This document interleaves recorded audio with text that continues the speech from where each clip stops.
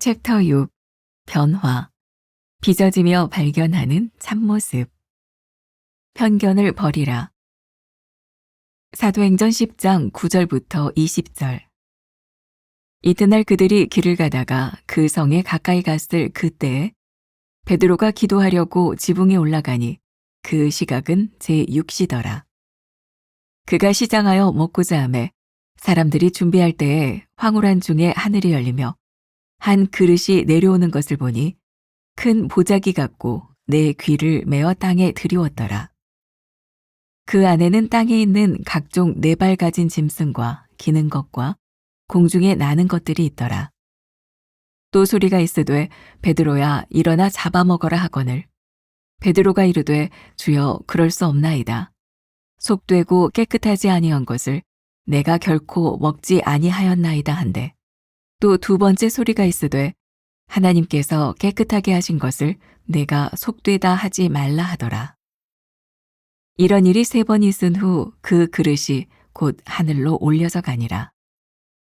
베드로가 본 바 환상이 무슨 뜻인지 속으로 의아해하더니 마침 고넬료가 보낸 사람들이 시몬의 집을 찾아 문 밖에 서서 불러 묻되 베드로라 하는 시몬이 여기 유숙하느냐 하거늘 베드로가 그 환상에 대하여 생각할 때에 성령께서 그에게 말씀하시되 두 사람이 너를 찾으니 일어나 내려가 의심하지 말고 함께 가라.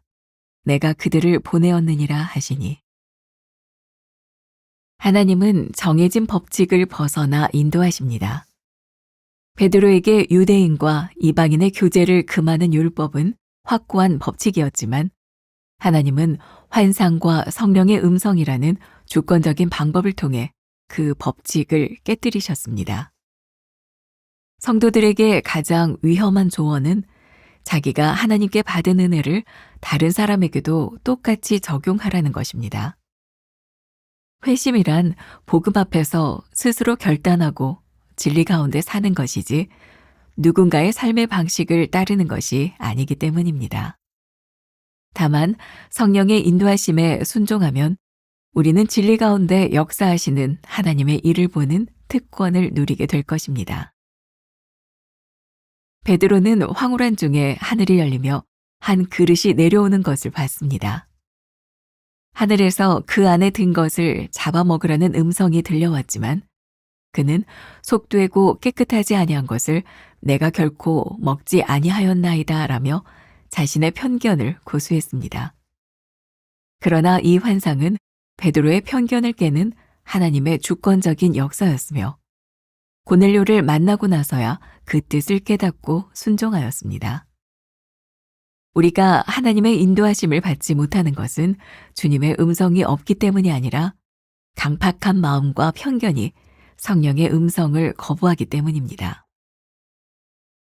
베드로에게 일어난 일은 교회 역사의 획을 긋는 사건이었습니다. 이 일을 계기로 유대인과 이방인 사이에 큰 장벽이 허물어졌기 때문입니다. 이제는 이방인들에게도 복음이 자유롭게 들어가게 되었으니 베드로의 순종으로 복음 전파의 새로운 지평이 열린 것입니다. 생각하지 못한 길로 인도하실지라도 망설임 없이 내 뜻을 걷고 하나님의 뜻을 받아들이는 것이 중요합니다. 순종은 기적의 전제 조건입니다. 나는 하나님의 인도하심에 대한 편견이 있습니까? 나의 강팍한 마음과 편견이 성령의 음성을 가로막고 있지는 않습니까? 내가 받은 은혜를 다른 사람에게도 똑같이 적용해 보라고 조언하지는 않습니까? 오늘은 140번째 편견을 버려라 이런 제목으로 말씀을 나누어 보겠습니다. 어제 사도 바울의 이야기도 굉장히 유명한 말씀이었죠. 하나님께서 사도 바울을 빌립보로 이끄시는 이야기. 그런데 오늘 말씀도 사도행전에 나오는 가장 유명한 말씀 가운데 하나입니다. 오늘 말씀의 제목이 편견을 버려라 라고 하는 것인데 자, 그 사도행전을 우리가 조금 이해할 필요가 있어요.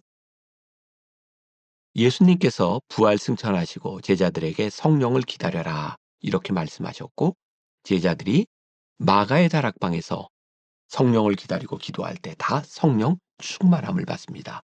그리고 예루살렘에서 초대교회가 서게 되죠. 하루에 3,000명, 5,000명씩 회개하는 역사가 일어납니다.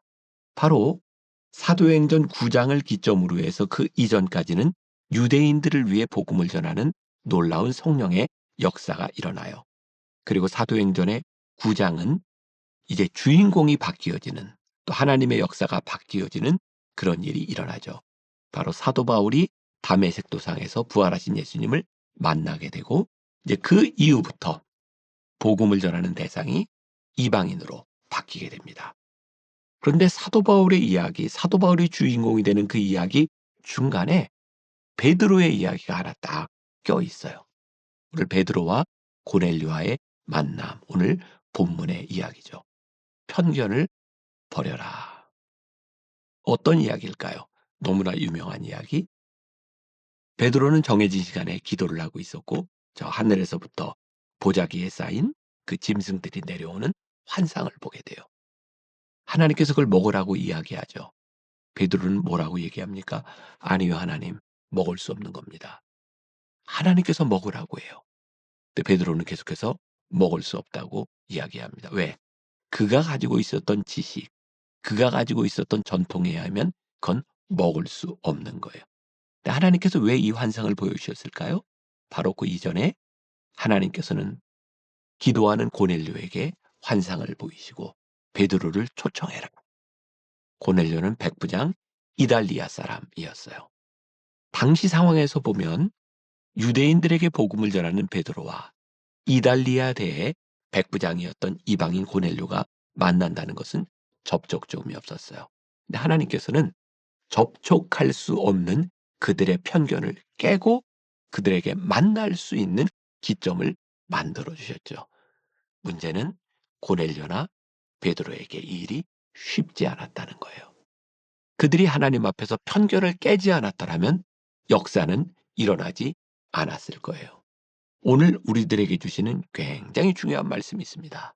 하나님 앞에서 너희가 가지고 있는 생각을 깨워보아라. 그런 찬양이 있죠. 주님을 보게 하소서, 내 뜻과 내 생각 내려놓고. 오늘은 우리들이 주님 앞에서 내 뜻과 내 생각을 한번 내려놓는 시간이 되었으면 좋겠어요. 우리 함께 이 찬양 한번 듣고 말씀으로 이어갑시다. 나의 주님께 찬양 드리며 그 크신 사랑 주임제 감사해. 어둠 속에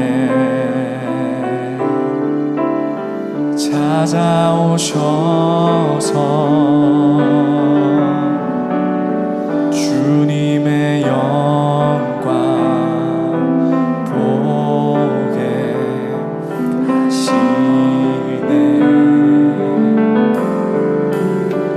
의심하는 나를 손 내밀어 잡아주시네.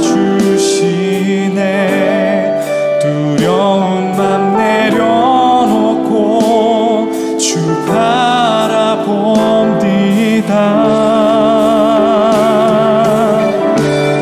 주님을 보게 하소서. 나를 붙들 내 뜻과 내 생각 내려놓고 주님 앞에 나 엎드려 주의 음성 기다리니 나를 부르실 때 믿음으로 걸어가리. 의심하는 나를. 들어보셨어요? 내 뜻과 내 생각 내려놓고 주님을 보게 하소서. 우리는 우리들이 가지고 있는 생각, 우리들이 가지고 있는 일반화된 생각, 어쩌면 일반화의 오류 가운데 빠져 살 때가 많이 있어요. 우리의 경험. 근데 하나님은 때때로 내 경험을 내려놓아 보아라. 네가 보지 못하던 것들을 내려놓아 보아라. 이렇게 말씀하세요. 제가 미국에서 선교학을 공부할 때 그 문화인류학이라고 하는 과목을 공부할 때 제가 인상적이었던 부분이 있어요. 그 서양의 선교사들, 미국의 선교사들이 인도로 파송받는 걸 참 무서워한다 그러더라고요. 인도하면 여러분들에게 뭐가 떠오르나요? 뭐가 무서운가요? 인도에는 코브라라고 하는 무서운 뱀이 있죠. 인도에는 1년에 제가 이제 공부할 때가 30년 전이에요. 그 통계에 의하면 한 10,000명 정도가 코브라에 물려 죽는답니다. 그걸 무서워한다는 거예요. 인도에 가는 걸 무서워한다는 거예요. 그런데 그 당시에 제가 문화인류하고 공부할 때 그 책에 보면 1년에 미국 사람들이 미국에 살면서 교통사고로 죽는 게 30,000명 이상이었다 그래요. 어디가 더 위험할까요? 사실은 미국이 훨씬 더 위험한 땅인지도 몰라요. 그런데 코브라는 무섭다라고 생각을 하니까 용기가 잘 나지 않는다는 거죠. 또 인도네시아에 손창남 선교사님이 선교사로 있을 때 썼던 책도 있는데 굉장히 인상적이었어요. 서양인들이 인도네시아에 가면 그 사람들이 밥을 먹는 거 보고 불결하다 이렇게 이야기를 한대요. 왜? 그냥 맨손으로 밥을 먹으니까. 그런데 인도네시아 사람들은 그게 전혀 불결하지 않은 거죠. 그 사람들은 밥을 먹는 손과 용변을 보는 손이 구분되어 있기 때문에 그래요. 오히려 인도네시아 사람들은 서양인들을 바라보며 지저분하다라고 이야기한대요. 서양인들은 포크와 나이프를 쓰는데 세상에 어떻게 포크와 나이프를 자기가 먹고 또 씻어서 다른 사람이 먹는가? 흥미롭죠? 내가 가지고 있는 기준에 따라서 판단할 수 있다고 하는 게. 그런데 우리들이 신앙생활을 하면서 우리는 하나님 앞에서 우리의 판단을 가지고 일반화된 우리의 생각을 가지고 하나님의 생각을 막을 때가 종종 있는 것 같아요. 오늘 첫 번째 문단의 제목이 그렇죠. 하나님은 정해진 법칙을 벗어나 인도하십니다. 하나님은 우리의 법칙대로 일하시는 분이 아니다. 이걸 생각한다면 오늘 우리의 하루가 굉장히 기대가 되지 않을까요? 우리가 예측했던 삶이 아니라 하나님이 인도하시는 삶에 우리들이 순종할 준비가 되어 있다면 하나님의 인도하심을 우리가 볼 수 있지 않을까요? 루이스 스페리 셰퍼가 썼던 글을 제가 조금 읽어드리겠습니다. 하나님 아버지는 정해진 법칙에 맞추어 자녀들을 인도하시지 않는다. 같은 하나님의 자녀라도 동일하게 인도하심을 받는 경우가 없고 그 어떤 자녀라도 완전히 같은 방법으로 2번 이상 인도함을 받는 경우도 없다. 그러므로 법칙에 연연하면 하나님의 인도하심에서 벗어날 위험성이 있다. 율법으로부터 자유한 동시에 아주 작은 부분까지 성령의 능력으로 사는 사람은 참된 영성을 누리게 된다. 거룩한 인도하심은 성도 안에 내주하시는 성령이 주도하신다. 그러므로 이런 방식의 진정한 인도하심은 외적인 증거보다는 내적 자각으로 나타난다. 신령한 삶의 조건들을 충실하게 만족시키면 성령의 마음을 지니게 된다. 성령은 잘못된 것을 일깨워 주시는 동시에 옳은 것에 대한 분명한 확신을 우리 안에 심어주신다. 늘 우리의 생각과 같은 방법으로 일하시는 분이 아니라 우리의 편견을 깨기를 원하시는, 그래서 성령님의 인도하심을 받는다고 하는 것은 오늘 우리에게 기대되는 날이 아닐까. 우리는 종종 이런 데서 절망을 느끼죠. 내 인생이 왜 내 계획대로 되지 않을까? 만일 우리의 인생이 우리의 계획대로 된다면 얼마나 지루하고 보링할까? 하나님은 완전히 새로운 일을 행하시는 분이라고 하는 것을 우리들이 깨닫게 될 때. 2번째 문단에 베드로는 황홀한 중에 하늘이 열리며 한 그릇이 내려오는 것을 봤습니다. 하나님의 음성이 들리고 베드로에게 그의 편견을 깨라고 말씀하세요. 참 흥미롭죠?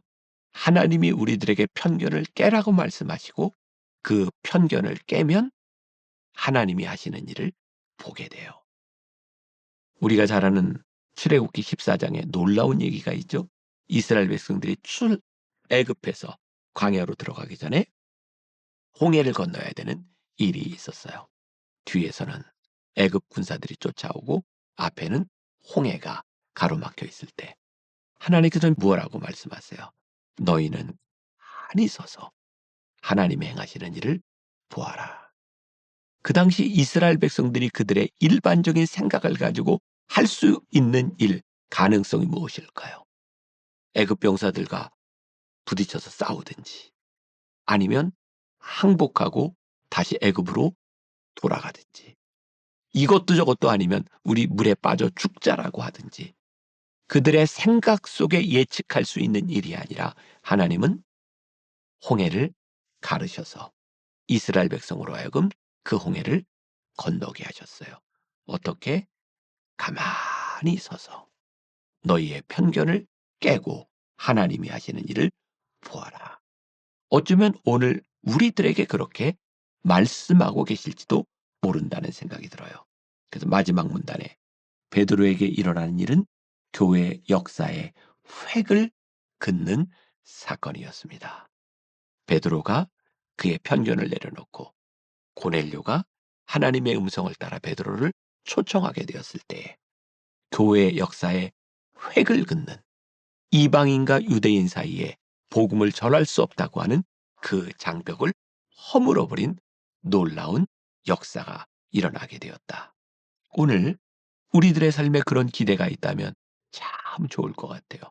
하나님, 제 일반적인 생각이 깨어지고 제 편견이 깨어지고 하나님이 하시는 일을 보게 하여 주옵소서.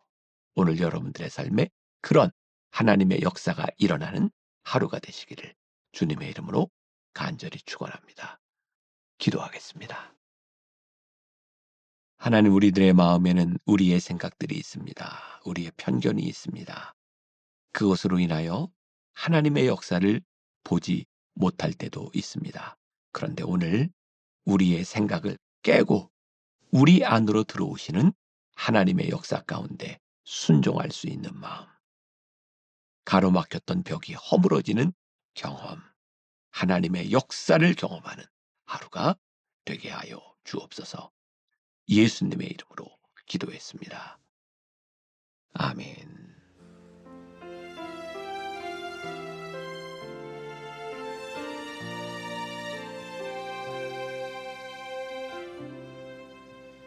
메마른 영혼을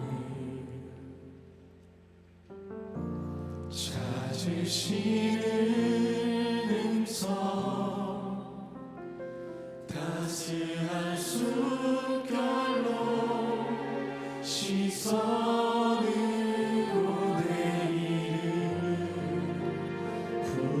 부르시네. 시린 세상 속에 홀로 서 있던 나 비로소 느끼네. 그의 손이 항상 나를 붙드셨네. 보이지 않는 손 나를 이끄시니 전능자의 능력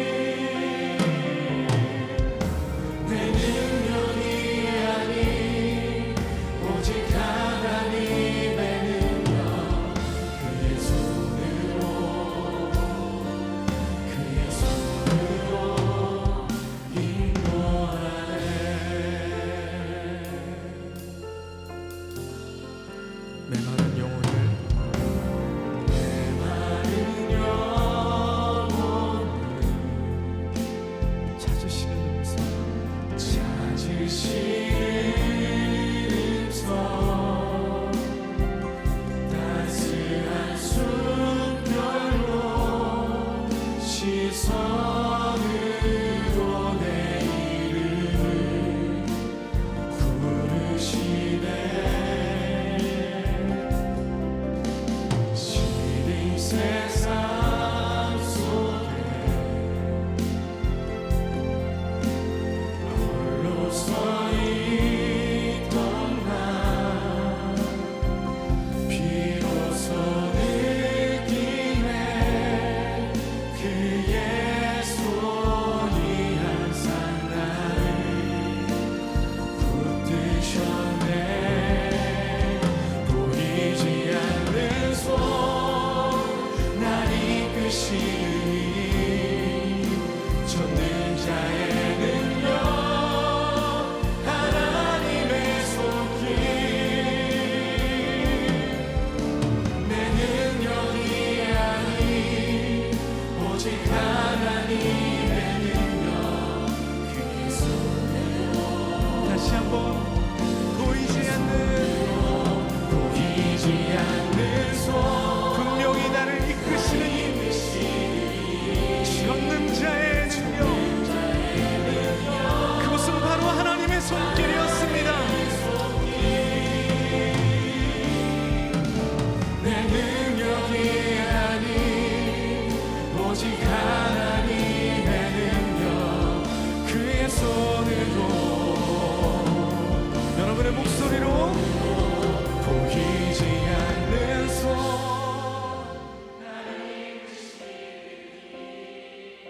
전능자의 능력 하나님의 손길 내 능력이 아닌 오직 하나님의